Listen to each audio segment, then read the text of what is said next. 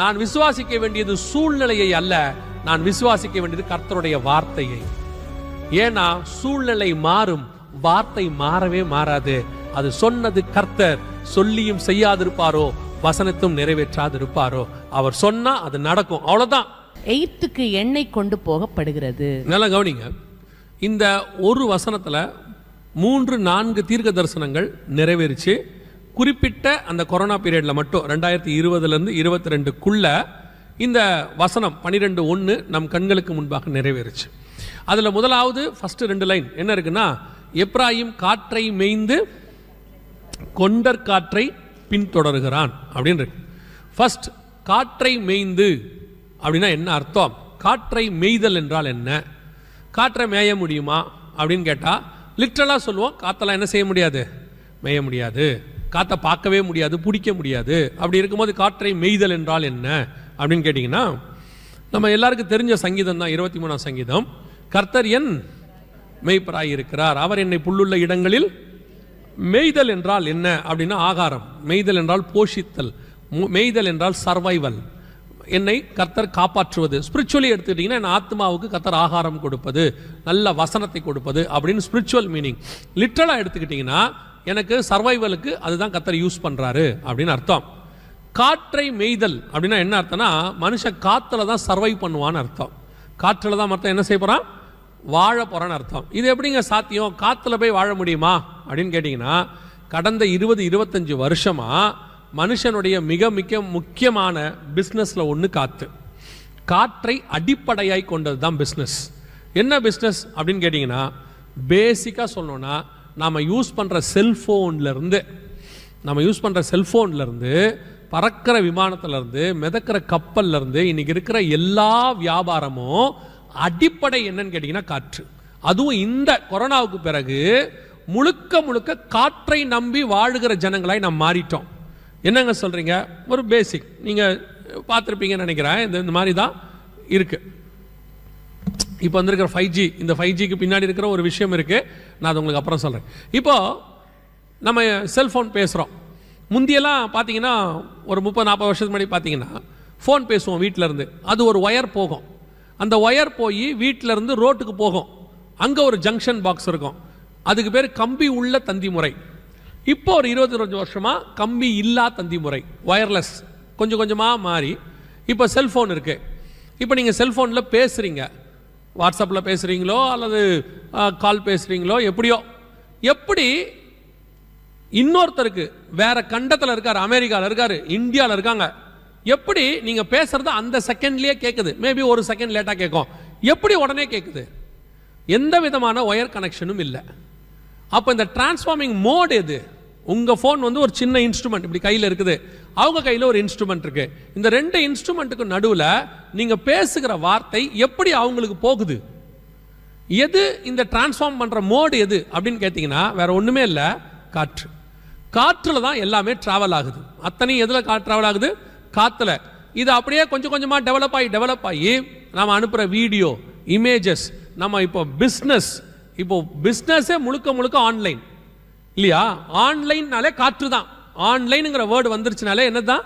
காற்று தான். அது வைஃபையோ அல்லது மொபைல் டேட்டாவோ நீங்கள் என்ன வச்சிருக்கீங்களோ எதா இருந்தாலும் காற்று தான். இன்னைக்கு காற்று தான் மனுஷனுடைய வாழ்க்கையினுடைய ஆதாரம். காற்று இல்லாவிட்டால் இது போகாது. நீங்கள் ஃப்ளைட்டில் போயிட்டே இருக்கிறீங்கல்ல, திடீர்னு பாருங்கள் ஏர் பேக்கெட்ஸ்ன்னு சொல்லுவாங்க. அதாவது காற்று இல்லாத இடம் வந்தோடனே ஃப்ளைட் என்னவாகும், அப்படி கொஞ்சம் கீழே விழும். காற்று இருந்தால் தான் ஃப்ளைட்டே பறக்கும், காற்று இருந்தால் தான் கப்பலே போகும், இல்லைன்னா கப்பல் போகாது, ஒரு இடமா தான் நிற்கும். காற்று இல்லாவிட்டால் ஃப்ளைட்டு கீழே விழும். காற்றை கிழிச்சிக்கிட்டு தான் போகணும். காற்று தான் பேஸ் எல்லாத்துக்கும். இன்னைக்கு காற்று. இது எப்பன்னு கேட்டிங்கன்னா இந்த கடைசி 40-50 வருஷமா, இதுக்கு முன்னாடி கிடையாது. நீங்கள் வாசிங்க எவ்வளோ துல்லியமாக நம்ம கடைசி காலத்தில் ஆண்டவர் சொல்லி வச்சிருக்கிறார் பாருங்க. எபேசியருக்கு நிருபம் 2ஆம் அதிகாரம், எபேசியருக்கு நிருபம் 2ஆம் அதிகாரம் 1-2 வசனங்களை வாசிங்க. அக்கிரமங்களினாலும் பாவங்களினாலும் மரித்தவர்களாயிருந்த உங்களை உயிர்ப்பித்தார். அவைகளில் நீங்கள் முற்காலத்திலே இவ்வுலக வழக்கத்திற்கேற்றபடியாகவும் கீழ்ப்படியாமையின் பிள்ளைகளிடத்தில் இப்பொழுது கிரியை செய்கிற ஆகாயத்து அதிகார பிரபுவாகி அப்படியே இருங்க. யாராவது இங்கிலீஷ் பைபிள் வச்சிருக்கீங்களா கையில? Anybody have the English one? English version வாசிங்க பார்ப்போம். 2:2 Ephesians 2:2.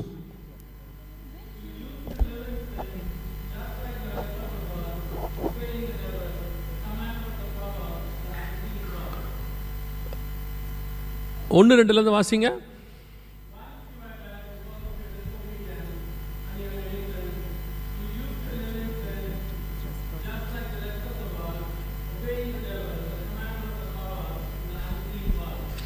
The prince of wind அல்லது அப்படின்னு ஒரு வார்த்தை இருக்கும் பாருங்க.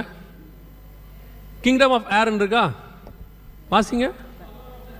பவர் ஆஃப் த 2:3 அது 2:2 the power of the air, அதுதான் ஆகாயத்து அதிகார பிரபு அப்படின்னு இருக்குது. சில வெர்ஷன்ல விண்ட்னு இருக்கும், சில வெர்ஷன்ல ஏர்னு இருக்கும். தமிழ்ல ஆகாயத்து அதிகார பிரபுன்னு இருக்கும். கடைசி காலத்தில் கிரியை செய்ய போகிறது என்னன்னு கேட்டீங்கன்னா the prince of wind, the prince of air, காற்றை மிக முக்கியமாக கொண்டதான பிசாசினுடைய காரியங்கள். அதான் ரொம்ப இம்பார்ட்டன்ட், அதான் ரொம்ப இம்பார்ட்டன்ட். இன்னைக்கு முழுக்க முழுக்க காற்றை அடிப்படையாய் கொண்டது. அதுவும் கொரோனாவுக்கு பிறகு school online, office work from home எல்லாம் எதையும் அடிப்படையாக கொண்டதுக்கு. இப்போ டிரான்சாக்ஷன்ஸ், நீங்கள் சொல்லக்கூடியதான எல்லா மொபைல் டிரான்சாக்ஷன் அத்தனையும் எல்லாம் பாருங்க த்ரூ பேஸ் என்னன்னு பார்த்தீங்கன்னா விண்ட். இதுதான் மிக முக்கியமானது, காற்று. வேதம் சொன்ன கடைசி காலத்தில் காற்றை மேய்ந்து அந்த காலம் வந்துடுச்சு. மிக துல்லியமாக காற்றைத்தான் நாம் இன்னைக்கு பேஸாக பயன்படுத்துகிறோம். கடைசியில் ஆண்டவர் என்ன சொல்றார்? வருகையின் போது, வருகை எப்படி நடக்கும், ரகசிய வருகை எப்படி நடக்கும்லாம் சொல்றோம்ல. வருகை வரும்போது கர்த்தர் மிக முக்கியமான ஒரு காரியத்தை செய்கிறார்னு இருக்கு. 7ஆம் அதிகாரம் வெளிப்படுத்தின விசேஷம் 1-2 வசனத்தை வாசிங்க பார்ப்போம். வெளிப்படுத்தல் 7:1-2. பூமியின் 4 திசைகளிலும் 4 தூதர்கள் நின்று பூமியின் மேலாவது சமுத்திரத்தின் மேலாவது ஒரு மரத்தின் மேலாவது காற்று அடியாதபடி பூமியின் 4 காற்றுகளையும் பிடித்திருக்க கண்டேன். கரெக்டா பாருங்க, அதை பிடிச்ச உடனே கீழே எல்லாரோட நெத்தியிலையும் முத்திரை போடுவார். இப்போ நீங்க எல்லாருக்கும் அத்தனையும் காற்றை கொண்டுதான் முத்திரை போடுறாங்க. உலக பிரகாரமா நீங்க நம்பர்ஸ் வச்சிருக்கீங்கல்ல, உங்களுக்கு இதெல்லாம் கொடுக்குறாங்கல்ல, ஐசி நம்பர், அந்த நம்பர், இந்த நம்பர், ஃபோன் நம்பர் எல்லாமே இருக்குல்ல, எல்லாமே ஆன்லைன், எல்லாமே ஆன்லைன்ல தான் வச்சிருக்காங்க. த்ரூ ட்ராக்கிங் சிஸ்டம், காத்தையில தான் வச்சு உங்களை ட்ராக் பண்றாங்க. எங்க போனாலும் CC camera, fully controlled by satellite, எல்லாமே த்ரூ காத்து தான், எல்லாமே காற்றை அடிப்படையை கொண்டது.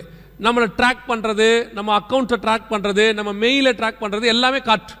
கர்த்தர் என்ன பண்ண போறாராம்? வருகையின் போது ஒரு கூட்டத்தை ஆண்டவர் வேறு பிரிக்க போறார். பிரிக்கிறதுக்கு முன்னாடி கர்த்தர் என்ன செய்யறாருன்னா, பூமியில் இருக்கிற மொத்த காத்தையும் பிடிக்கிறார். அதோட அர்த்தம் என்னன்னா, எல்லா சேட்டிலைட் உட்பட எல்லாம் கொலாப்ஸ் ஆக போகுது கொஞ்ச நாளைக்குன்னா சம் டேஸ். இது நடுவில் சில காரியங்கள் நடக்கும். எவ்வளவு அழகான விஷயத்தை கர்த்தர் எவ்வளவு அழகா சொல்லி வச்சிருக்கிறார். கரெக்டா முத்திரை போடுவார் ஆண்டவர். இப்போ இவங்க காத்தை வச்சுக்கிட்டு நமக்கு முத்திரை போடுறாங்க. எல்லாம் ஆன்லைன்ல தான் நமக்கு பண்றாங்க. நீங்க போன உடனே என்ன சொல்றாங்க? ஒரு இடத்துல ஸ்கேன், 4 விரல் ஸ்கேன் பண்ணுங்கன்றாங்க. Face FCR, face recognition system, எஃப்ஆர்சிம்பாங்க. எல்லாமே எடுத்து காத்துல தான் ஸ்டோர் பண்றாங்க, கிளவுட்ல, சேட்டிலைட்ல தான் அவங்களை கண்காணிக்கிறாங்க. காற்றை வைத்து இப்ப இவங்க முத்திரை போடுறாங்க. கர்த்தர் காற்றை பிடித்து முத்திரை போட போறார். இது வருகைக்கு முன்பாக நடக்க வேண்டிய ஒரு சம்பவம். இப்ப அந்த தீர்க்க தரிசனத்தினுடைய முதல் படி நிறைவேறிக்கிட்டு இருக்குது. ஃபுல் அண்ட் ஃபுல்லு நீங்க இப்ப நமக்கு எல்லாமே ஆன்லைன் தான், ஈஸியா இருக்கு. பசங்களுக்கு ஸ்கூல் போறதை விட ஆன்லைன் ஈஸியா இருக்கு. வீட்டில் சமைக்கிறத விட நமக்கு ஆன்லைன்ல ஆர்டர் பண்றது ஈஸியா இருக்கு. பேங்க்குக்கு போறதை விட போன்ல டிரான்சாக்ட் பண்றது ஈஸியா இருக்கு. லெட்டர் உட்காந்து எழுதுறத விட இமெயில் அனுப்புறது ஈஸியா இருக்கு. இல்ல நமக்கு எடுத்து போட்டோ எடுத்து அதை காப்பி போடுறத விட போன்ல எடுத்து அதை பாஸ் பண்றது ஈஸியா இருக்கு, ஃபார்வர்ட் பண்றது எல்லாமே காற்று, எல்லாமே காற்று. இப்ப நம்ம அந்த 12:1 கிட்ட வந்துட்டோம். இப்ப இல்ல, ஒரு 20 வருஷமா இது கொஞ்சம் கொஞ்சமா நடக்குது. இது ஆரம்பிச்ச இடத்துல இருந்து சொல்லிக்கிட்டே வரோம். இப்ப நம்மளை பிடிக்க போறாங்கன்னு. அப்ப அது நம்ம பெருசா தெரியல. இப்ப 100% கொரோனாவுக்கு அப்புறம் ஒரு ரிப்போர்ட் கொடுத்துருக்காங்க.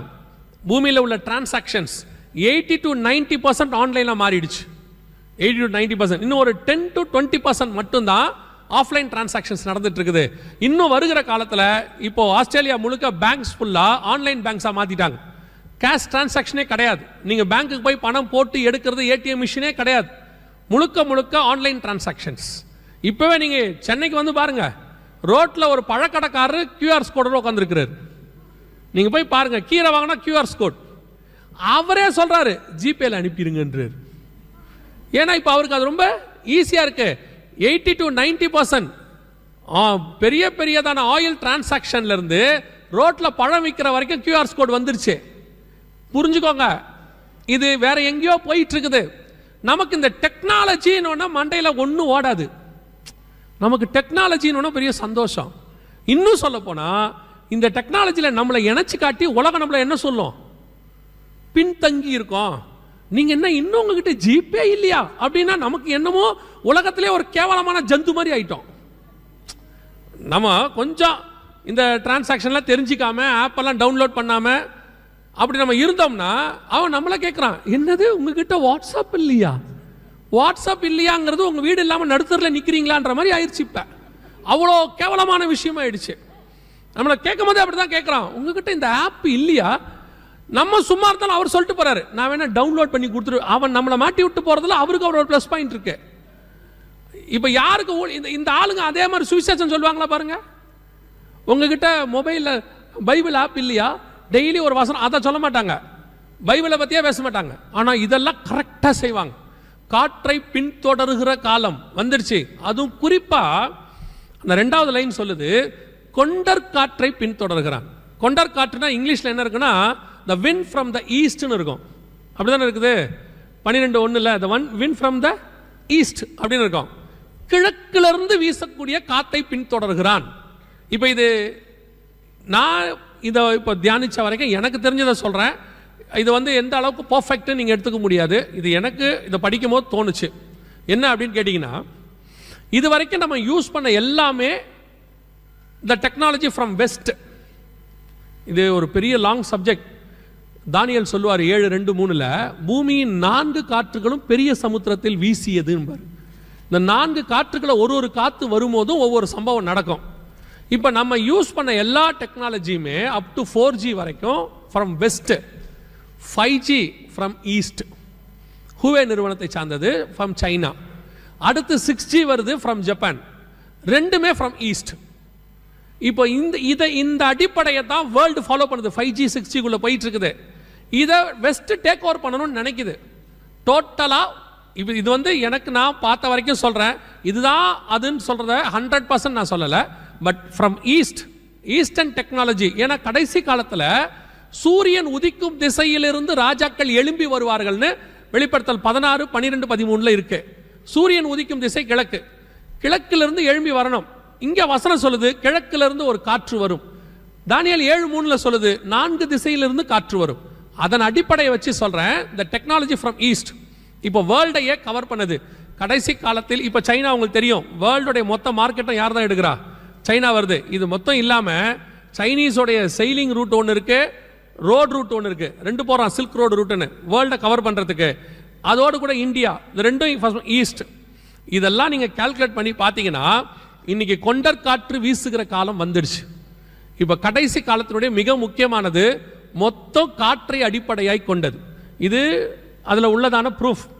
இதுல நீங்க கொஞ்சம் கேர்ஃபுல்லாக இருக்கணும் அவசியம். என்னன்னா, எந்த ஒரு டெக்னாலஜியும் தேவைக்கு மட்டும் யூஸ் பண்ணிட்டு நம்ம வச்சுட்டோம்னா நல்லது தான், எதுவுமே கெட்டது கிடையாது. அது இன்டர்நெட்டாக இருக்கட்டும், வாட் எவர் இட் இஸ், தேவைக்கு யூஸ் பண்ணிட்டு தூரமா வச்சிருங்க. ஒரு சிலர்லாம் பார்த்தீங்கன்னா இந்த டெக்னாலஜிக்குள்ளேயே இருக்காங்க, அப்படியே வாட்ஸ்அப்லேயே மூழ்கிடுறாங்க, ஃபேஸ்புக்குள்ளேயே தான் இருப்பாங்க, எப்பயா தான் வெளியே வருவாங்க. அதில் ஒரு பெருமையாக சொல்லுவாங்க, நீங்கள் எப்பவும் என்னை நெட்டில் பார்க்கலாம், ஆன்லைனில் பார்க்கலாம். நெட்டுனா வலைக்குள்ளே என்ன தான் இருக்கும்? எந்த ஒரு வலையை வீசினாலும் வலைக்குள்ளே என்ன தான் இருக்கும்? ஒரு இறை இருக்கும். மீனுக்கு வலை வீசினா மீன் இருக்கும், மானுக்கு வலை வீசினா மான் இருக்கும். எப்படியும் வலைக்குள்ளே என்ன இருக்கும்? இப்போ நம்ம அத்தனை பேரும் நெட்டில் இருக்கோம், இன்டர்நெட்டில் இருக்கோம். அதை ஒரு பெருமையாகவும் சொல்கிறோம். நீங்கள் என்னை எப்போவுமே ஆன்லைனில் பார்க்கலாம், நீங்கள் எப்பவும் எனக்கு அனுப்பலாம், தேவைக்கு யூஸ் பண்ணுங்க, வெளியே வந்துருங்க. அதுவும் இந்த இப்போ இருக்கிற ஜென்ரேஷன் வாலிப பிள்ளைகள், பெரிய அந்த பசங்களுக்கு நான் சொல்கிறேன், இந்த இன்டர்நெட்டை நீங்கள் அடிக்ட் ஆகிட்டு இருக்கிறீங்க அப்படியே முழுக்க. அதாவது இது அப்பா அம்மா கிட்டையும் தப்பு இருக்கு. சாப்பாடு ஊட்டணும்னா ஃபோனை கொடுத்து தானே ஊட்டுறீங்க. இல்லை நீங்கள் ஒரு பெருமையாக வேற ஒன்று விஷயம் சொல்லுவாங்க, என்ன தெரியுமா சொல்லுவாங்க? இல்லைன்னா அவன் பிள்ளை சாப்பிடவே மாட்டேங்கிறான். அதாவது நீங்கள் உங்கள் பிள்ளைகிட்ட ஃபெயில் ஆகிட்டீங்கன்னு அர்த்தம். உங்களால் வீடியோ இல்லாமல் உங்கள் பிள்ளையை சாப்பிட வைக்க முடியலன்னா யூ ஆர் ஃபெயிலியர்ஸ். உங்கள் பிள்ளை உங்கள் பேச்சை கேட்க மாட்டேங்குது. இப்போ அந்த பிள்ளைகள் அதில் அடிக்ட் ஆகி ஒரு இடத்துல இப்போ எங்கே இருக்குன்னு கேட்டிங்கன்னா, டெக்னாலஜி உங்கள் பிள்ளைய சாப்பிட்டுக்கிட்டு இருக்கு, ஃபுல்லாக சாப்பிடுது. உங்களுக்கு அது தெரியல. அவன் என்ன வெப்சைட் போகிறான் உங்களுக்கு தெரியல. எத்தனை வெப்சைட், சாட்டானிக் வெப்சைட்ஸ் இருக்குது தெரியுமா உங்களுக்கு? எத்தனை வெப்சைட் உங்கள் பிள்ளைகளை உள்ளுக்குள்ளே இழுத்து வச்சிருக்குன்னு தெரியுமா? நிறைய பெற்றோருக்கு பாதிப்பு வருகிற வரைக்கும் பிள்ளைக்கு என்ன நடந்துச்சுன்னு தெரிய மாட்டேங்குது. அவங்க ஏதோ ஃபோனை வச்சிருக்காங்கன்னு நினைக்கிறீங்க. 1 மணி நேரம் 2 மணி நேரம் ஒரு இடத்துல உட்காந்து ஃபோன் பார்க்க முடியுதுன்னா அடிக்ட் ஆனால் மட்டும்தான் முடியும், இல்லைன்னா முடியாது. நீங்கள் போய் பாருங்கள், சினிமா போகும்போது ஒரு காலத்தில் என்ன பண்ணுவான்னா தேட்டரை போட்டு ஃபுல்லாக க்ளோஸ் பண்ணி இருட்டாக்கி அப்படியே உட்கார வைப்பான். அதில் கூட 1.5 மணி நேரத்துக்கு மேலே உட்கார முடியாது, இன்டர்வல் விட்டுருவான். அதுலேயும் 1.5 மணி நேரம் மொத்தமாக உட்கார முடியாது, நம்ம நெளிவோம். ஆனால் பிள்ளைய பாருங்க 2 மணி நேரம் ஃபோனை வச்சுட்டு அப்படியே உட்காந்துருக்கு. நீங்கள் கூப்பிடுறது கேட்க மாட்டேங்குது, சாப்பிட வர மாட்டேங்குது, எதுவுமே அப்பனா ஏதோ ஒன்று இழுக்குது உள்ள இருந்து. புரிஞ்சுக்கணும். ஐயோ என் பிள்ளை ரொம்ப சாஃப்ட்டு, அவன் ரூமை விட்டு வெளியவே வரமாட்டான். தப்பு நடக்குது. பிள்ளைனா ரூமை விட்டு வெளியே வரணும், விளையாடணும். ஏதோ தப்பு நடக்குது, உங்களுக்கு தெரிய மாட்டேங்குது. அப்புறம் போய் பார்த்தா கண்ட வெப்சைட்டை படிச்சு அவங்க சொல்லக்கூடியதுக்கெல்லாம் இது ஓகே கொடுத்து, இந்த டேர்ம்ஸ் அண்ட் கண்டிஷன்ஸ்க்கு நம்ம படிக்காமே ஓகே கொடுப்போம்ல எல்லாத்துக்கும். இந்த ஆப் டவுன்லோட் பண்ணும்போது அவன் என்ன கேட்கறானே தெரியாது. ஓகே, உங்க போன்ல இருக்கிற எல்லாத்தையும் நான் எடுத்துப்பேன். ஓகே, உங்களுடைய மெயில் கான்டாக்ட் எல்லாம் நான் எடுத்துப்பேன். அப்புறம் உனக்கு வரக்கூடிய பாஸ்வேர்டு எல்லாத்தையும் நான் எடுத்துப்பேன். அதில் வேற அவன் கேட்குறான், உன் பாஸ்வேர்டை ஃபோனில் சேவ் பண்ணிக்கிட்டு ஆட்டோமேட்டிக்காக. நம்ம எந்த டேர்ம்ஸ் அண்ட் கண்டிஷன்ஸையும் படிக்கிறது இல்லைல்ல. நம்மளை பொறுத்த வரைக்கும் எல்லாமே ஈஸியாக இருக்கணும், அது எக்கேடு கட்டாலும் கவலை இல்லைல்ல.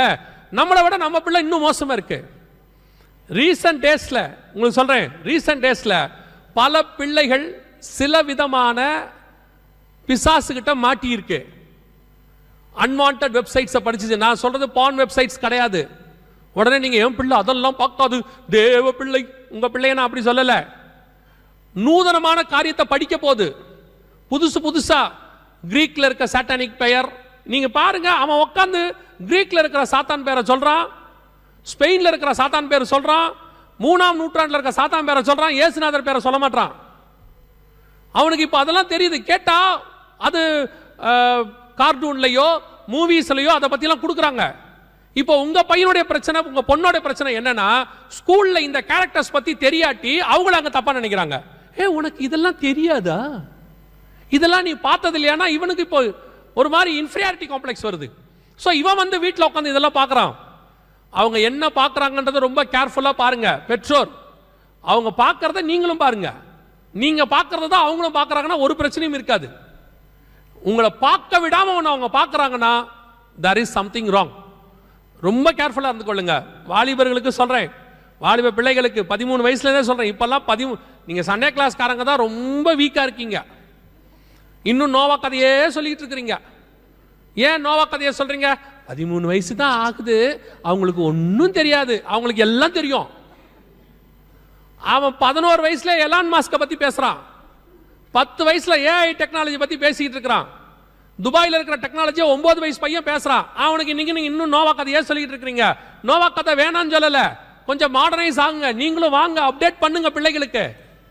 உட்காந்து நீங்க சொல்ற நோவா கதையை கேட்கறதுக்கு அவனுக்கு பிடிக்கல. இன்னைக்கு உள்ள பிரச்சனையை சொல்லி கொடுங்க. சபை அப்டேட் ஆகணும். அதாவது நீங்க அப்படியே டெக்னாலஜியில் வளருதுன்னா என்னன்னு கேட்டீங்கன்னா, ஏசி போறது மைக் போடுறது மட்டும் இல்ல, நீங்களும் ஆகணும் அப்டேட். இன்னைக்கு அதான் நடக்குது. பிள்ளைகள் ரொம்ப கேர்ஃபுல்லா இருங்க. உங்களுடைய ஒரு வீடியோ போதும் உங்களை அருவருப்பாக காட்டுவதற்கு. உங்க ஒரு வீடியோ போதும் ஆன்லைன்ல. நீங்க நிறைய பேர் சொல்றாங்க அதெல்லாம் ஒண்ணு எங்களை செய்யாது. அது நடந்து நீங்கள் வேதனைப்பட்டு அதுக்கப்புறம் ஒரு ஆக்ஷன் எடுத்து அதை ரிமூவ் பண்றதை விட அப்படி ஒன்று நடக்காமல் இருப்பது நல்லது. நீங்க போய் சைபர் இதுக்கு போய் யாரையோ பிடிச்சி அதை போய் டவுன்லோட், அதுக்குள்ளே ஒரு 1000 பேர் பார்த்துட்டு நமக்கு ஃபோன் பண்ணிடுவான், என்ன ஒரு வீடியோ வந்திருக்கு அப்படின்பா. அதுக்கு நான் என்ன சொல்றேன், அப்படி ஒரு காரியத்தை செய்யாதீங்க. அதுவும் குறிப்பா வாலிப பெண் பிள்ளைகளுக்கு சொல்றேன், ஒரு நாளைக்கு 100 செல்ஃபி ஏன் எடுக்கிறோம் எதுக்கு எடுக்கிறோன்னே தெரியல. போன கோணல் மானலாம் வச்சுக்கிட்டு, வாயும் கோணல் மானலாம் வச்சுக்கிட்டு அப்படிங்குது, அப்புறம் கையை இப்படிங்குது அப்படிங்குது. பாவம் தனியாக ரூமில் ஃபோட்டோ எடுத்துக்கிட்டே இருக்கு, அதுவே எடுக்குது, அப்புறம் அதுவே டெலீட் பண்ணுது. அதுக்கே பிடிக்கல, பாவம் போல இருக்கு. போட்டோ எடுக்கிறது நான் தப்புன்னு சொல்லலை. எத்தனை போட்டோ எடுப்பிய ஒரு நாளைக்கு? இந்த செல்ஃபி கடைசி கால பாவத்தில் ஒன்று தெரியுமா உங்களுக்கு? செல்ஃபியா பாவம்னு கேட்குறீங்களா? நான் சொல்லலை, பவுல் தான் சொல்றாரு. திமோத்தி நிருபம் 2 திமோத்தியு 3ஆம் அதிகாரம் 1-2 வசனங்களை வாசிங்க. மேலும் கடைசி நாட்களில் கொடிய காலங்கள் வருமென்று அறிவாயாக. எப்படியெனில் மனுஷர்கள் தற்பிரியராயும் பணப்பிரியராயும். தற்பிரியம்னா என்ன? தற்பிரியத்துக்கு நல்ல எக்ஸாம்பிள் செல்ஃபி. தன்னை விரும்புதல். அதுவே அதை பார்க்குது, அதுவே அதை போட்டோ போடுது. அதுக்கு ஸ்டேட்டஸ்ல வைக்கிறதுக்கு டெய்லி ஏதோ ஒன்று தேவைப்படுது. எதை வைக்கிறதுன்னு தெரியல. பாவமா இருக்கு. ஒரு ஹோட்டலுக்கு போனோம்னா, ரெஸ்டாரண்ட்டுக்கு போனோம்னா, சாப்பாடு வாங்கணும்னா முந்தியெல்லாம் குடும்பம் சேர்ந்து ஜோம் பண்ணுவோம்ல. இப்போ ஜோம் பண்றது இல்லை. இருங்க அப்படின்ட்டு போட்டோ தான் எடுக்குது மேலே வச்ச. இப்போ நீங்க எந்த ரெஸ்டாரண்ட்டுக்கு போனோன்னா ஜோம் பண்றது இல்லை, வச்ச உடனே யாரையும் சாப்பிட விடுறது இல்லை. இருங்க அப்படியே எடுத்து அதை ஸ்டேட்டஸ்ல போட்டு எல்லாருடைய வயிற்றுச்சலையும் கிளப்புறது. அவன் ஒருத்தர் சாப்பிடாம வேலை பார்த்துட்டு இருப்பான்ல, இல்லை வாங்க முடியாம ஒருத்தர் இருப்பான்ல, அவன் பார்த்துட்டு. இதுல ஒரு சிலர் பெரியவங்களும் இருக்காங்க. எதை ஸ்டேட்டஸ்ல வைக்கிறதுனே உங்களுக்கு தெரிய மாட்டேங்குது. அப்படி ஒரு ஷார்ட்ஸையும் டிஷர்ட்டையும் போட்டுக்கிட்டு குடும்பமா நாங்கள் 2 புறப்பட்டு பிக்னிக் போகிறோம்னு ஒரு வீடியோ போடுறாரு ஸ்டேட்டஸ்ல. யாருக்கு இந்த வீடியோ? என்ன கேட்டீங்கன்னா, அந்த ஊர் திருடனுக்கு. நாங்கள் வீட்டில் இல்லை, குடும்பமாக புறப்பட்டோம், முடிஞ்சா வந்துட்டு போ. எதை ஸ்டேட்டஸ்னா என்ன அதுவும் தெரிய மாட்டேங்குது நமக்கு. முதல்ல எதை வைக்கணும், ப்ரொஃபைல் ஃபோட்டோ என்ன வைக்கணும் அதுவும் தெரியாது. எதை ப்ரொஃபைல் வைக்கணும் அதுவும் தெரியாது. எதை ஸ்டேட்டஸ் வைக்கணும் அதுவும் தெரியாது. எதை ஃபார்வர்ட் பண்ணணும் அதுவும். அந்த 12 ஓசியா 12:1 திருப்பி வாசிங்க. எப்ராயிம் காற்றை மேய்ந்து கொண்டற் காற்றை பின்தொடர்கிறான். அவன் நாள்தோறும் பொய்யையும் கேட்டையும் வர்த்திக்க பண்ணி. பொய்யையும் கேட்டையும் வர்த்திக்க பண்ணி அப்படின்னா என்னென்ன அர்த்தம் தெரியுமா? இன்னைக்கு பண்றீங்களே ஃபார்வர்ட், அதான் அது. ஒருத்தர் ஒரு வீடியோ அனுப்புனா அதை உடனே வர்த்திக்க பண்றது. அது பொய்யா உண்மையா கேடா, ஒருத்தனுடைய ஆத்மாவுக்கு தேவையா தேவையில்லாததா, அதெல்லாம் பார்க்கறதே கிடையாது. சிலருக்கு ஃபார்வர்டுங்கிறது ஒரு ஊழியம். காலையில் ஃபார்வர்டுங்கிறது ஒரு ஊழியம். என்ன இருக்கு ஏதா இருக்குன்னா பார்க்கறதே இல்லை. வந்த உடனே ஃபார்வர்ட் போட்டு அடிச்சு தள்ளு, குரூப்பா அனுப்பு. திருப்பி நான் ஃபோன் பண்ணி கேளுங்க, என்ன அனுப்புனீங்க? நான் பார்க்கலையே. அனுப்புறவன் சொல்றான் நான் பார்க்கலையே. அப்புறம் ஏன் எனக்கு அனுப்புன? மேல இஸ்ரேல் ரஷ்யான்னு போட்டுருந்துச்சு, உனக்கு தேவைப்படுமே. இஸ்ரேல் ரஷ்யானா எனக்கு என்ன தேவை? அதுல என்ன இருக்குன்னு கேட்டீங்கன்னா, இஸ்ரேல் இதை வாங்குச்சு, ரஷ்யா அதை வித்துச்சுன்னு இருக்கும். அவனை பொறுத்த வரைக்கும் இஸ்ரேல் ரஷ்யானா எம்டி ஜெகனுக்கு டேக். அவ்வளவுதான், அனுப்பி விட்டுரு. அதுல என்ன இருக்கு? ஒன்றும் கிடையாது. இன்னைக்கு இருக்கிற அந்த வசனத்தில் உள்ள உண்மைத்தன்மையை பாருங்க. இன்னைக்கு உள்ள நியூஸ் எடுங்க, நீங்க பார்க்குற டிவி, வாட்ஸ்அப், ஃபேஸ்புக், எக்ஸ், அதான் இன்ஸ்டாகிராம், எதை வேணா எடுத்துக்கோங்க. இந்த 2 அடிப்படையாக கொண்டதான் இருக்கும். ஒன்று பொய், இல்லை கேடு. இன்னைக்கு அதான் நியூஸ்ல 80% கவர் பண்ணியிருக்கு. நல்ல விஷயமோ உண்மையான விஷயமோ இன்னைக்கு ஜனங்களால் விரும்பப்படுகிறது இல்லை. இப்போ புரியுதுங்களா உங்களுக்கு? இப்போ என் மெசேஜே இருக்குல்ல, என் மெசேஜை நீங்கள் இப்படி போடுங்களேன், மகிமையின் மேல் மகிமை அடையலாம். 10 பேர் தான் பார்ப்பான், 10 பேர் தான் பார்ப்பாங்க. பரிசுத்தாவியில் நிறைவது எப்படி? ஒரு 50 பேர் பார்ப்பாங்க. அடுத்து வரக்கூடிய பெரிய அழிவு 50,000 பேர் பார்க்குறாங்க. வாழ்றதுக்கு வீடியோ போட்டால் ஒருத்தரும் பார்க்கறது இல்லை. இப்போ தம்ப்நெயில எப்படி வைக்கணும்னு முடிவு எடுத்திருக்காங்க அப்படின்னு கேட்டிங்கன்னா, தம்ப்நெயில் எப்படி இருக்குன்னு கேட்டிங்கன்னா, கொலை நடங்கும் செய்தி எம்டி ஜெகன். நானே உள்ள போய் பார்க்குறேன், நம்ம என்ன கொலை நடுங்கிற மாதிரி பேசணும்? நிஜமா நான் சொல்றது உண்மை. ஒரு நாள் ஒருத்தர், நீங்கள் என்னை வச்சு வீடியோ போடுறதெல்லாம் நீங்கள் பாருங்களேன், ரொம்ப என் வீடியோ என்னுடைய டிவி என்னோட சேனலை விட எல்லா சேனல் தான் நிறைய பார்ப்பாங்க. காரணம் என்னன்னா, நான் வைக்கிற தம்ப்நெயில்ல எதுவுமே பயமுறுத்துற மாதிரி இருக்கக்கூடாதுன்னே வச்சிருப்பேன். இவங்க வைக்கிறதெல்லாம் நீங்கள் பாருங்களேன், தூத்துக்குடி சம்பவம், எம்டி ஜெகன் கருத்து. எனக்கு சந்தேகம் வந்துருச்சு, நம்ம எங்கேயாவது பேசிட்டோமோ, ஏதாவது உளறிட்டோமா ஃப்ளோவில். போய் அந்த வீடியோவை பார்த்தா அது தூத்துக்குடி சம்பவத்துக்கு கிட்டத்தட்ட 6 வருஷத்துக்கு முன்னாடி வந்த வீடியோ. அதுக்கும் தூத்துக்குடிக்கும் சம்மந்தமே இல்லை. அப்புறம் அந்த சேனல்காரருடைய இதுக்குள்ளே போய் கண்டுபிடிச்சி அவருடைய கான்டாக்ட் நம்பரை எடுத்து அவரை ஒரு 2 பேரை வச்சு பிடிச்சி, ஏயா இதை போட்டிருக்க அப்படின்னா, சாரி எடுத்துடுறேன்றான்.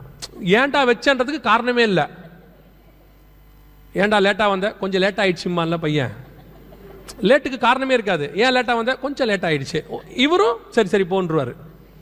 அந்த மாதிரி என்ன நீங்களும் அதுக்கு காரணம் யாருன்னா நீங்கள் தான். நீங்கள் யாருமே நல்ல செய்தியை பார்க்குற இடத்துல இல்லை. நல்ல செய்தி போட்டு ஆவிக்குரிய வளர்ச்சிக்கு ஒரு தம்ப்லைன் கொடுங்க, நீங்கள் உள்ளே போக மாட்டீங்க. நீங்கள் போடுறது எப்படி இருக்கணும், அந்த அவன் கற்றுக்க வச்சிருக்கான். இப்போ தம்ப்லைன் எப்படி வச்சிருக்கணும் அப்படின்னா, ஒன்று பொய் இல்லை கேடு. இந்த 2 வச்சா தான் ஜனங்களோட இன்ட்ரெஸ்ட். ஃப்ளாஷ் நியூஸ் உடனே அது என்னவா இருக்கணும் அப்படின்னு கேட்டீங்கன்னா, சற்று முன் வந்த திடுக்கிடும் செய்தி. உள்ள நீங்க போய் பாருங்க, அர்த்த பழசா 10 வருஷத்துக்கு முன்னாடி வந்ததா இருக்கும். சமீபத்தில் ஒரு நியூஸ் போட்டாங்க. அதில் என் பையன் நடந்த சம்பவம், பள்ளிக்கு விடுமுறை அப்படின்னு போட்டு, அது எப்படி போட்டிருக்காங்க, தமிழ்நாடு பள்ளிகளுக்கெல்லாம் விடுமுறை, நற்செய்தி, நல்ல செய்தி அப்படின்னு போட்டான். என் பையன் அதை தலைப்பை மட்டும் பார்த்துட்டு சொன்னான், அப்பா நாளைக்கு ஸ்கூல் லீவா அப்படின்னா. நான் சொன்னேன் உள்ளே போய் பாருன்னு. உடனே அவன் சொன்னான், இல்லை அப்லோட் பண்ணி 45 நிமிஷம் தான் ஆகுது அப்படின்னா. நான் சொன்னேன் உள்ளே போய் பாருன்னு. ஏன்னா எனக்கு எக்ஸ்பீரியன்ஸ் ரொம்ப ஜாஸ்தி. உள்ளே போனால் அது போன வருஷத்து செய்தி. அதை இப்போ ரீ அப்லோட் பண்ணுறதான். பழைய நியூஸே என்ன பண்ணுறாங்க, ரீ அப்லோட். எதை பண்ணுறான், திடுக்கிடும் செய்தி. ஒன்று கேடு இல்லை பொய். தயவு செய்து சொல்ற விசுவாசிகளுக்கு, அவன் பண்ண உலகத்தான் பண்ணுறான், பண்ணிட்டு போட்டான். நீங்கள் இந்த மாதிரி விஷயத்தை ஃபார்வர்ட் பண்ணுறதை நிறுத்துங்க. முதல்ல ஊழியக்காரங்களை பற்றியோ விசுவாசியை பற்றியோ அன்வான்ட் செய்தி வந்துச்சுன்னா உங்களுக்கு ஒன்றும் உண்மை தெரியாது. உங்களுக்கு யூடியூப்பில் வர்றது எல்லாம் உண்மை. வாட்ஸ்அப்பில் விடுறது, இந்த கொரோனா நேரத்தில் வாட்ஸ்அப்பில் பார்த்தீங்கன்னா எல்லாருமே டாக்டர் ஆகிட்டாங்க. பார்த்தீங்களா, வாட்ஸ்அப்பில் நமக்கு ஒரு 10,000 டாக்டர்ஸ் இருந்தாங்க.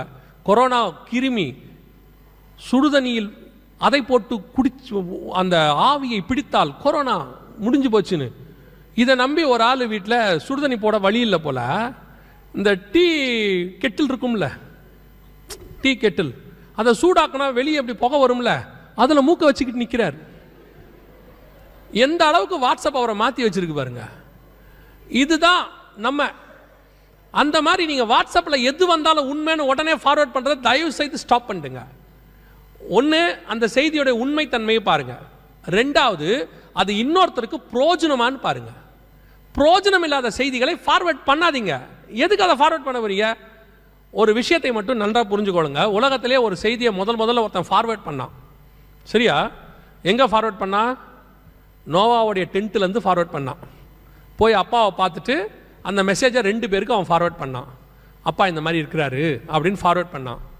அந்த 2 பேரும் தொடர்ந்து ஃபார்வர்ட் பண்ணாமல் என்ன பண்ணிட்டாங்க, அந்த மெசேஜை அங்கேயே ட்ராப் பண்ணிட்டாங்க. போய் அப்பாவுடைய நிறுவனத்தை மூடிட்டாங்க. முடிவு என்னவா இருந்துச்சுன்னா, அந்த மெசேஜை ஃபார்வர்ட் பண்ணவனுடைய சந்ததியே நாசமாக போச்சு. அந்த மெசேஜை ஃபார்வர்ட் பண்ண சந்ததி நாசமாக போச்சு. அதை ஒன்றும் இல்லாமல் அப்படியே மூடி போட்டான்ல, அந்த 2 பேரும் ஆசீர்வதிக்கப்பட்டார்கள். இன்னைக்கு அதே ஃபார்வர்ட் மெசேஜ் தான் வேற ரூபமாக இருக்குது, அவ்வளோதான். எதை ஃபார்வர்ட் பண்ணணும், எதை ஃபார்வர்ட் பண்ணக்கூடாதுன்னு உங்களுக்கு தெரியணும். கர்த்தருடைய வார்த்தையை ஃபார்வர்ட் பண்ணுங்க. சுவிசேஷத்தை ஏன்னா இயேசுவே சொல்லியிருக்காரு, போய் சகல ஜாதிகளுக்கும் சுவிசேஷத்தை பிரசங்கிங்கன்னு சொல்லியிருக்காரு. அதை செய்யுங்க. ஃபார்வர்ட் பண்ண வேண்டியதை ஃபார்வர்ட் பண்ண மாட்டேங்கிறீங்க. ஃபார்வர்ட் பண்ண தேவையில்லாததை ஃபார்வர்ட் பண்றீங்க. ஒருவேளை நீங்க ஃபார்வர்ட் பண்றது பொய்யா இருக்குமானால் அந்த கேட்டை பரப்பினதுக்கான தீங்கும் உங்கள் மேல் வரும். நீங்க அனுப்புறது பொய்யா இருந்துச்சுன்னா, கேடா இருந்துச்சுன்னா, ஒருவேளை அவன் ஆத்மா இடர்ல அடைஞ்சிச்சுன்னா, இடர்ல உண்டாக்குறவனுக்கு ஐயோ. பைபிள் சொல்லியிருக்கு, நீங்கள் ஃபார்வர்ட் பண்ண வேண்டியது கர்த்தருடைய வார்த்தையை மட்டும், தேவையான காரியங்களை மட்டும். ஒருத்தனுடைய ஆத்மாவுக்கு பிரோஜனம் இல்லையா, எந்த ஒரு காரியத்தையும் ஃபார்வர்ட் பண்ணாதீங்க, வேஸ்ட். அதனால உங்களுக்கு தீங்கு தான் வரும். 12:1 ஓசியாவின் புஸ்தகம் காலம் நம் கண்களுக்கு முன்பாக நிறைவேறிக் கொண்டே இருக்கிறது. அதே வசனத்தை திருப்பி வாசிங்க பாப்போம். கொண்டல் காற்றை பின்தொடருகிறான். அவன் நாள்தோறும் பொய்யையும் கேட்டையும் வர்த்திக்க பண்ணி அசீரியரோடே உடன்படிக்கை பண்ணுகிறான். அசீரியரோடு கூட உடன்படிக்கை அப்படின்னா நல்லா கவனிங்க. இந்த தீர்க்க தரிசனம் எப்போ நிறைவேறுச்சு அப்படின்னு கேட்டிங்கன்னா 2022 ட்ரம்ப் ஜனாதிபதியாக இருக்கும்போது இஸ்ரவேலுக்கும் அசிரியாவுக்கும் உடன்படிக்கை ஏற்பட்டுச்சு. இது கிட்டத்தட்ட மோர் தென் 2000-3000 இயர்ஸ் கழிச்சு நடக்கிற ஒரு சம்பவம். அசிரியா உங்களுக்கு தெரியும் நினைக்கிறேன். இப்போ இருக்கக்கூடியதான இந்த UAE இந்த பக்கத்தில் இருக்கக்கூடியவங்க தான் அசிரியர்கள். சீரியா அதை தாண்டி அந்த பக்கம் இருக்கிறவங்களாம் அசிரியன்ஸ். இது பைபிளில் உள்ள அசிரியா காலம். பைபிளில் அசிரியரோடு கூட உடன்படிக்கை பண்ண ஆள் யாருன்னா யாக்கோபு. லாபானோடு கூட பெயர் சபாவில் உடன்படிக்கை பண்ணினார். அவன் சீரியன் ஆகிய லாபான் அப்படின்னு இருக்கு. அதற்கு பிறகு நடந்ததான மிக முக்கியமான ஒரு உடன்படிக்கை இது. இந்த உடன்படிக்கை எப்போ நடந்துச்சுன்னா இப்போ 2021-22 ட்ரம்ப் வந்த பிறகு நடந்ததான உடன்படிக்கை. இதில் என்னங்க அவ்வளோ விசேஷம் இருக்குது அப்படின்னு கேட்டிங்கன்னா, ஒன்று, இது கடைசி கால அடையாளம். கடைசி காலத்தில் இப்படி ஒரு உடன்படிக்கை நடக்கும் என்பது. ரெண்டாவது, இந்த உடன்படிக்கையெல்லாம் நடக்க வாய்ப்பே கிடையாது. 1948 இஸ்ரவேலர்கள் வந்ததிலிருந்து இவங்க அத்தனை பேரும் 22 அரபு நாடுகளும் அவர்களுக்கு எதிர்ப்பு. அவங்களுடைய பாஸ்போர்ட்டில் கூட இஸ்ரேல் தேசத்துக்கு போகக்கூடாதுன்னு போட்டிருக்கோம். This passport is not valid for இஸ்ரேல்னே போட்டிருப்பாங்க. அந்த அளவுக்கு எதிர்ப்பு. ஆனால் பைபிள் சொல்லுது கடைசி அவங்களோட கூட என்ன நடக்கும், ஒரு உடன்படிக்கை நடக்கும்னு. அந்த உடன்படிக்கை இப்போ தான் நடந்துச்சு. இதுக்கு முன்னாடி 2000 வருஷமா அந்த உடன்படிக்கை கிடையாது. 1948 இருந்தும் கிடையாது. அவங்க வந்த பிறகும் அந்த உடன்படிக்கை கிடையாது. அவங்கள பழியா எதிர்க்கிறவங்க தான் இருந்தாங்க. அவங்க நாட்டுக்கு போகக்கூடாது, அவங்க நாட்டுக்கு மேலே விமானம் பறக்கக்கூடாது, அவங்க விமானம் இவங்க நாட்டுக்கு மேலே பறக்கக்கூடாது, பயங்கர ரெஸ்ட்ரிக்ஷன். இதுக்கு நடுவில் பைபிள் சொல்லுது அசிரியாவோடு கூட அவர்கள் எப்ராயிம் இஸ்ரவேல் உடன்படிக்கை செய்யும் என்று. வேதம் சொன்னபடி துல்லியமாய் தீர்க்க தரிசனம் நிறைவேறியது. இதெல்லாம் ஏதோ உலகத்தில் நடக்கக்கூடிய ஒரு சம்பவமா நீங்க பார்க்குறீங்க. பைபிள் இதை ஒரு அடையாளமாக சொல்லுது. கடைசி காலத்தில் நடக்க வேண்டிய அடையாளமாக வேதம் சொல்லுது. இஸ்ரவேல் ஜனங்கள் வந்த பிறகு இந்த உடன்படிக்கை நடக்கும் என்று வேதம் சொன்னபடி துல்லியமாக உடன்படிக்கை நடந்துருச்சு. ஆனால் இந்த உடன்படிக்கை நடக்கும் போதே நாங்கள் எங்களுடைய வீடியோலையும் பத்திரிகையிலும் எழுதினோம், இது ஒரு டெம்பரவரி. ஏன் அப்படின்னு கேட்டீங்கன்னு சொன்னால், இந்த உடன்படிக்கை என்பது ஒரு கடைசி காலத்தின் அடையாளம். இதற்கு பிறகு இஸ்ரவேலுக்கு விரோதமாய் அவர்கள் கூடுவார்கள்னு அது சகரியால இருக்கு. சொன்னபடி இப்போ இஸ்ரவேலுக்கு விரோதமாக கூடியாச்சு. எல்லா நாடுகளும் வந்துருச்சு. ஆனால் 12:1 வேதம் சொன்னபடி நிறைவேறி விட்டது. கடைசி அந்த வசனம் என்ன சொல்லுது, அசிரியோடு கூட உடன்படிக்கை அசிரியோடு கூட உடன்படிக்கை ஏற்படுத்தி எகிப்துக்கு எண்ணெய் கொண்டு போகப்படுகிறது. எவ்வளவு ஒரு ஆச்சரியமான விஷயம். 2 காரியம். ஒன்று, 1948 இருந்து எகிப்து இஸ்ரவேலுடைய நம்பர் 1 எதிரி. நாசர்னு ஒருத்தர் இருந்தார் 1972 வரைக்கும். அவர் தான் சொன்னார், இஸ்ரவேல் ஒரு தேசத்தை ஒழிக்காம நான் விடமாட்டேன் அப்படின்னு சொன்னார். அவ்வளோ பெரியதான இஸ்ரவேலுக்கு எதிரான ஒரு நாடு எகிப்து. நம்பர் 2, எகிப்துக்கு எண்ணெய் கொடுக்குற அளவுக்கு இஸ்ரவேல்கிட்ட வளம் கிடையாது. அன்னைக்கு எகிப்து சூயஸ் கால்வாய் இருக்கு, அவங்ககிட்ட தேவையான எல்லா வளமும் இருக்கு. அவங்களுக்கு என்ன வேணும்னா மற்ற அரபு நாடுகிட்ட வந்து வாங்க முடியும். பக்கத்திலே சவுதி இருக்குது, பக்கத்திலே பஹ்ரைன் இருக்கு, வாங்க முடியும். அவங்க நினைச்சா எங்கேருந்து வேணா வாங்கலாம். ஆனால் பைபிள் சொல்லுது இஸ்ரவேல்ல இருந்து எண்ணெய் எகிப்துக்கு போகணும். இது நடக்குமா லைஃப்ல? முதல்ல இஸ்ரவேல்ட்ட அவ்வளோ எண்ணெய் இருக்கணும். ரெண்டாவது எகிப்து போய் இவங்ககிட்ட வாங்கணும். அது அதை விட பெரிய விஷயம். ஏன்னா அவங்கள சுற்றி இருக்கிற அரபு நாடுகள்கிட்டே அவங்க வாங்கிட்டு போயிடுவாங்க. ஆனால் பைபிள் சொன்ன மாதிரி துல்லியமாக தீர்க்க தரிசனம் அப்படியே நடந்துச்சு. 2022 எகிப்துக்கு இஸ்ரவேலிலிருந்து எண்ணெய் கொண்டு போகப்பட்டாச்சு. இப்பவும் போயிட்டு. இது லேவியதான் மெத்தட் அப்படின்னு பேர். லேவியதான் என்னன்னா பைபிளில் கடல் பாம்பு அப்படின்னு இருக்கு. கடல் பாம்புனா என்னன்னா, இஸ்ரவேலுடைய எண்ணெய் கிணறுல இருந்து கடல் வழியா ஒரு பைப் போகிறத காட்டுவாங்க பாருங்க. ஒரு பெரிய பைப் வழியா போகுது பாருங்க, பெரிய பைப்பு கடலுக்கு அடியில் எகிப்துக்கு எண்ணெய் இன்னும் போகுது. இப்பவும் இருக்கு, இந்த இருக்கு, நடந்துகிட்டு இருக்குது. அது எப்போ வந்துச்சுங்கிற நியூஸ் தான் பக்கத்தில் இருக்கு. வேதத்தில் சொன்னபடி மிக துல்லியமாக எகிப்துக்கு எண்ணெய் கொண்டு போகப்பட்டாகி விட்டது. வேதத்தில் சொன்னபடியே துல்லியமாக. யோசித்து பாருங்க, இது எல்லாம் நடக்கிறதுக்கு சாத்தியம் இருக்கா? உலக பிரகாரமாக நடப்பதற்கு சாத்தியம் இருக்கான்னு மட்டும் பாருங்க. ஏன் அப்படின்னா, இஸ்ரவேல் என்பது நடுவில் இருக்கக்கூடியதான ஒரு விரோத நாடு. 1948 இருந்து அதை ஒழிச்சு கட்டணுங்கிறத 6 யுத்தம் நடந்திருக்கு இது வரைக்கும் ஒழிச்சு கட்டுறதுக்கு. இதுக்கு நடுவில் ஒரு உடன்படிக்கை நடக்குங்கிறாரு, எகிப்துக்கு எண்ணெய் போகுங்கிறாரு. இதெல்லாம் நடக்குமான்னு ஒரு 10 வருஷத்துக்கு முன்னாடி கேட்டீங்கன்னா நோ சான்ஸ்ன்றுவாங்க. அப்படி நடக்க வாய்ப்பே இல்லைங்க அப்படிம்பாங்க. ஆனால் ஒன்று மட்டும் நிச்சயம், அவர் சொல்ல ஆகும், அவர் கட்டளை இட நிற்கும். அவர் ஒரு தீர்க்க தரிசனம் சொன்னார்னா அது நடக்கிறதுக்கு வாய்ப்பே இருக்காது, ஆனா நடக்கும், அது நிறைவேறும். எப்படின்லாம் கேட்கக்கூடாது. பல நேரத்தில் ஆண்டவர் உங்களுக்கு வாக்கு பண்ணி இருப்பாரு, சில விஷயங்களை சொல்லி இருப்பாரு. அவர் சொன்னதுக்கும் இப்ப நடக்கிறதுக்கும் எந்த சம்பந்தமும் இருக்காது. திடீர்னு யோசேப்பு கிட்ட சொல்லிட்டார், 11 சகோதரரும் உன்னை வணங்குவார்கள். மறுநாள் காலையில் அவன் தான் அடிச்சான். யார் வணங்குவா? செம்மாடி அடிச்சிட்டான், அடிச்சு குழியில போட்டான். 10ஆவதுக்கு வித்துட்டான், இஸ்மாவேல்கிட்ட வித்துட்டான், எகிப்துக்கு போயாச்சு. இப்போ யோசேப்புக்கு என்ன தோணணும்? இந்த வாக்குத்தத்தம் சொல்லாம இருந்தா கூட நல்லா இருந்திருக்கும். ஏன்னா இவர் சொன்னதை தான் போய் சொன்னார் அங்க. ஆனா ஒண்ணு மட்டும் உண்மை, எனக்கு மாத்தி நடக்கும், எதிராக நடக்கும். யார் என்ன நேசிப்பாங்க இல்லை யார் என்ன சேவிப்பாங்கன்னு சொன்னாங்களோ அவங்களே எனக்கு எதிராக மாறுவாங்க. எது எனக்கு கர்த்தர் கிடைக்கும்னாரோ அது கிடைக்காத இடத்துக்கு போயிடும். எல்லாமே ஆப்போசிட்டா இருக்கும். நான் விசுவாசிக்க வேண்டியது சூழ்நிலையை அல்ல, நான் விசுவாசிக்க வேண்டியது கர்த்தருடைய வார்த்தையை. ஏன்னா சூழ்நிலை மாறும், வார்த்தை மாறவே மாறாது. அது சொன்னது கர்த்தர், சொல்லியும் செய்யாதிருப்பாரோ வசனத்தும் நிறைவேற்றாதிருப்பாரோ. அவர் சொன்னா அது நடக்கும், அவ்வளவுதான். எப்ப நடக்கும், ஏன் நடக்கும்லாம் கேட்கவே கேட்காதீங்க, நடக்கும். ஒரு நாள் வந்தது, அத்தனை பேரும் இவன் இருக்கிற இடத்துக்கு வந்து வணங்கினாங்க. அவன் நினைச்சான் நம்ம இருக்கிற இடத்துல அவங்க வணங்குவாங்கன்னு, கர்த்தர் அப்படியே மாத்திட்டாரு. அவன் இருக்கிற இடத்துக்கு எல்லாரையும் வந்து வணங்க வச்சாரு. அந்த தேவன் இன்னைக்கும் நமக்கு சொன்னதை செய்ய வல்லமை உள்ளவராக இருக்கிறார். அது என்ன வாக்கு தத்தமோ, அது எப்படி சொல்லியிருப்பாரோ, அது வாக்கு தத்தம் பண்றது உங்களுக்கும் கர்த்தருக்கும் உள்ளது. சொல்லிட்டாரா, நாம எதையும் பார்க்கக்கூடாது, வார்த்தையை மட்டும் பிடிச்சுக்கணும்.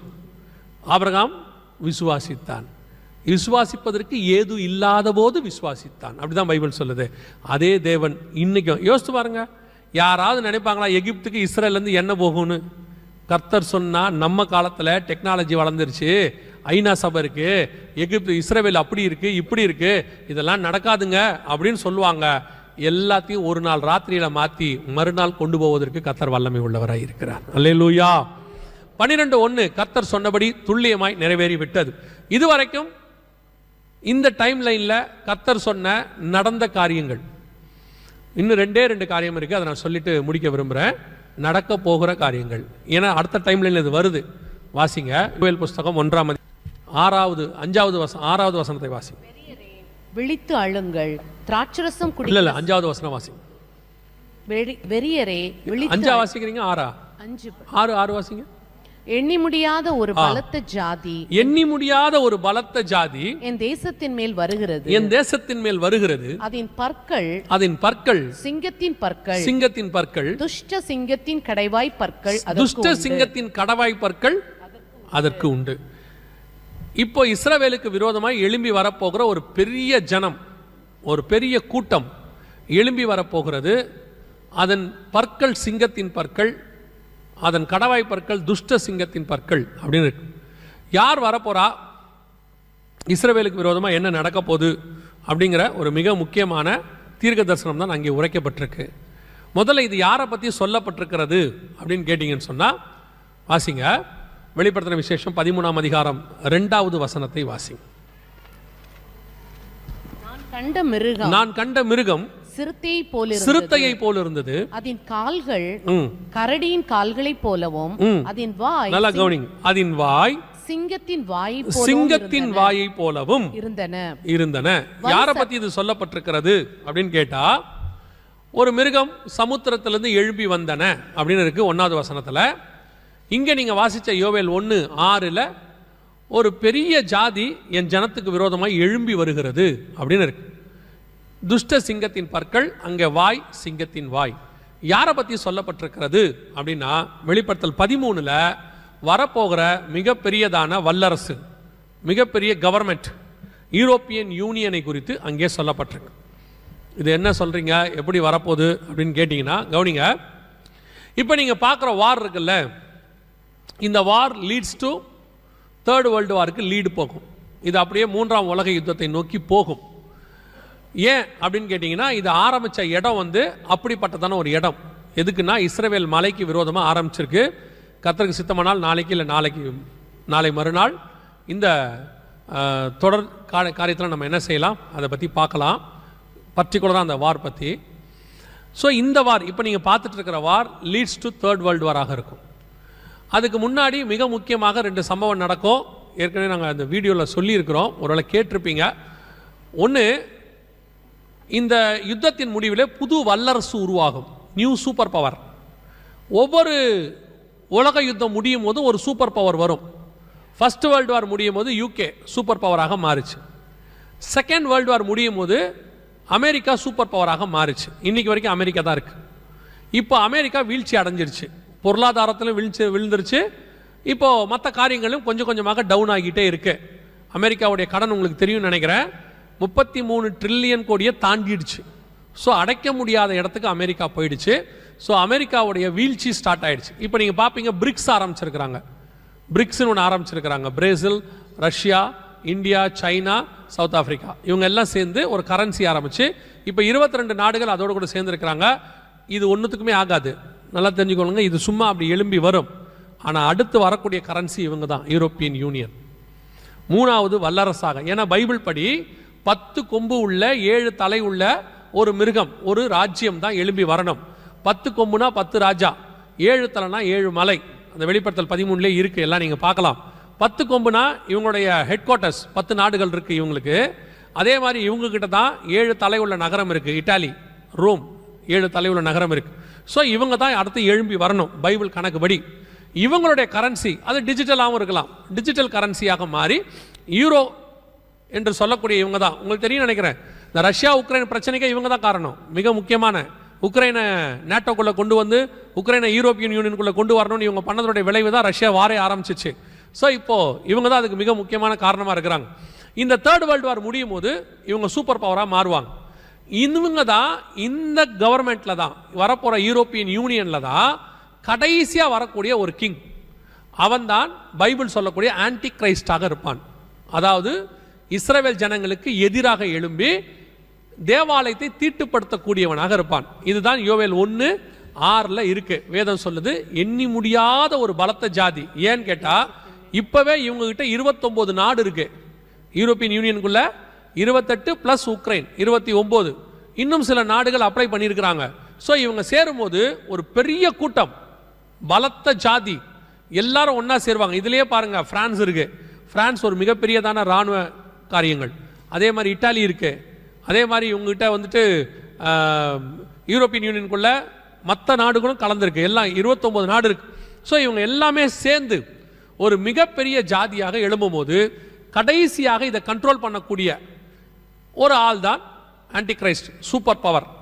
அந்த ஆன்டி கிரைஸ்ட் இஸ்ரவேலுக்கு விரோதமாக எழும்பி வருவான். அந்த கிங்டம் இது நாங்கள் ஒரு ப்ரூஃபோட தனி மெசேஜாகவே இது இருக்குது. ஒரு வேளை பார்க்க விரும்புனா நீங்கள் போய் பார்த்துக்கோங்க, ஆன்லைனில் இருக்குது. ஸோ இதுதான் யூரோப்பியன் யூனியன். அடுத்து வரக்கூடிய யோவேல் 1:6, எண்ணி முடியாத பலத்த ஜாதி எழும்பி வரும் என்று வேதம் சொல்லுது. ஸோ இப்போது இந்த ஒரு கவர்மெண்ட் தான் அடுத்து எழும்பி வர வேண்டியதான ஒரு கவர்மெண்ட். இப்போ இவங்க வந்துட்டு இந்த இஸ்ரேல் ஹமாஸ், அந்த இஸ்ரேல் ரஷ்யா பிரச்சனையில் இப்போ இவங்க நுழைஞ்சிருக்காங்க. இப்போ தான் உள்ளே வந்திருக்கிறாங்க. யூரோப்பியன் யூனியனுக்குள்ளே பெரிய ப்ராப்ளம்ஸ் வர ஆரம்பிச்சிருக்குது. இவங்களுக்குள்ளேயே இப்போது யாருக்கு ஹெல்ப் பண்ணணும், யாருக்கு ஹெல்ப் பண்ணக்கூடாது அப்படிங்கிறதெல்லாம் வர ஆரம்பிச்சிருக்கு. ஸோ அடுத்த சூப்பர் பவராக இவர்கள் தான் உருவாகி வரணும். வேதத்தின்படி, கணக்கின்படி அடுத்த 10 நாடுகள் கூட்டமைப்பு இதுதான் எழும்பி வரணும். இப்போ அந்த ஜாதி, அதாவது அந்த நாடு ரெடியாக இருக்கிறது, எழும்பி வருவதற்கு ரெடியாக இருக்கு. இவங்க இன்னைக்கு நேரத்தில் ஏறக்குறைய ஒரு 50 வருஷமாக இதுக்கான ஆயத்தத்திலிருந்து 2001 இப்போ ரெடியாகி அடுத்த சூப்பர் பவராக உருவாவதற்கு இவங்க ரெடியாக இருக்கிறாங்க. இந்த காலகட்டத்தில் மிக முக்கியமான ஒரு சம்பவம் நடக்கும் என்று ஆண்டவர் சொல்றார். வாசிங்க, நம்ம அதை வாசிட்டு முடிக்கலாம். வாசிங்க, யோவேல் தீர்க்கதரிசன புத்தகம் 1ஆம் அதிகாரம் 15வது வசனத்தை வாசிங்க. அந்த நாளின் நிமித்தம் ஐயோ, அந்த நாளின் நிமித்தம் ஐயோ, கர்த்தருடைய நாள், கர்த்தருடைய நாள் சமீபமாய் இருக்கிறது, சமீபமாய் இருக்கிறது. அது சங்காரம் போல சர்வ வல்லவரிடத்திலிருந்து வருகிறது. கர்த்தருடைய நாள் சமீபமாய் இருக்கிறது.